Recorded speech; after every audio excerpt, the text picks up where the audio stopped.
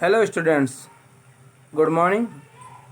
I hope you all are very fine and enjoying your study. Today we are going to study second poem named Fire and Ice.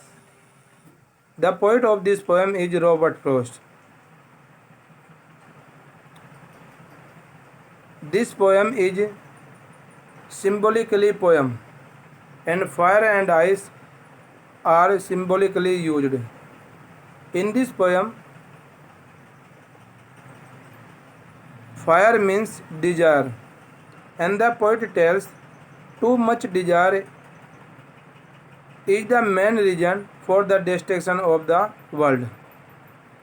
And ice means in this poem coldness, hatred, and indifference. The poet tells coldness, hatred, and indifference in human relation are responsible for destruction this world. Students, कवि कहते हैं कि इस संसार का अंत इच्छा के कारण होगा। जैसा कि आप सब जानते हैं कि जब व्यक्ति की एक इच्छा पूरी होती है तो वह दूसरी चीज़ को पाने के लिए इच्छा करने लगते हैं, और जब उसकी दूसरी इच्छा पूरी हो जाता है फिर तीसरी, फोर्थ, फिफ्थ, सिक्स, इसी प्रकार उसकी इच्छाओं का कभी भी अंत नहीं होता, और वह अपनी इच्छाओं को पूरी करने के लिए लीगल और इलीगल के बारे में भी नहीं सोचता।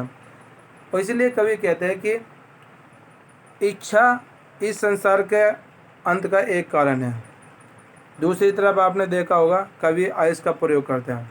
आइस मीन्स होते हैं कोल्डनेस, ठंडा। कवि कहते हैं कि जब मानव के रिश्तों में ठंडापन आ जाएगा, अर्थात उदासीनता आ जाएगी, जब एक व्यक्ति दूसरे व्यक्ति की चिंता नहीं करेगा, उसके मन में उसकी प्रति दया नहीं रहेगी, तब भी इस संसार का अंत हो जाएगा। क्योंकि जब हमने देखा हो, जब हमारे अंदर एक दूसरे के प्रति प्रेम ही नहीं होगा, उदासीनता होगी, छोटी छोटी बातों पर रिश्ते टूटने लगेंगे, तो तब भी इस संसार का अंत हो जाएगा। तो now let's study in detail. Some say the world will end in fire, some say in ice.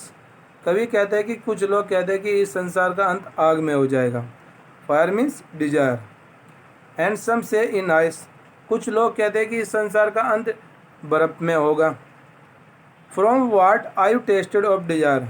कवि कहते हैं कि जो कुछ मैंने इच्छा को टेस्ट किया है, I hold with those who favour fire. मैं उन लोगों का समर्थन करता हूँ जो कहते हैं कि इस संसार का अंत आग में से होगा। आगे देखिए नेक्स्ट स्टेंजा में। But if it had to perish twice, perish means होता है डेस्ट्रॉय या डाई, मरना या नष्ट होना। इट मीन्स यहाँ पर संसार है, लेकिन कवि कहते हैं कि यदि इस संसार का अंत दो बार होता है, एक बार होता है वैसे तो, कवि कहते हैं कि यदि इस संसार का अंत दो बार होता है, I think I know enough of hate to say that for destruction ice is also great. कवि कहते हैं कि मैं सोचता हूँ घटना भी पर्याप्त है यह कहने के लिए कि बर्फ भी संसार का नाश करने के लिए महान है। And would suffice, suffice means होते हैं सफिशेंट, पर्याप्त होना, और वह पर्याप्त है। तो students, this is the very short poem but very meaningful poem. आपने देखा होगा कि जिस प्रकार आजकल मानव समाज में इच्छा बढ़ती जा रही है, ह्यूमन रिलेशन में उदासीनता आती जा रही है, तो एक दिन इस संसार का अंत हो जाएगा। तो now it's your turn to read and prepare this poem by heart. Now let's find figure of speech in this poem.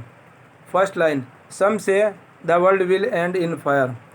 तो इसमें स्टूडेंट देखा होगा एस की एस दो बार आ रहा है, एस जो लेटर है ये दो बार आ रहा है, सम से, एंड वर्ल्ड विल, इसमें भी डब्ल्यू टू बार आ रहा है, तो इसमें होता है एलिटेरेशन, एलिटेरेशन।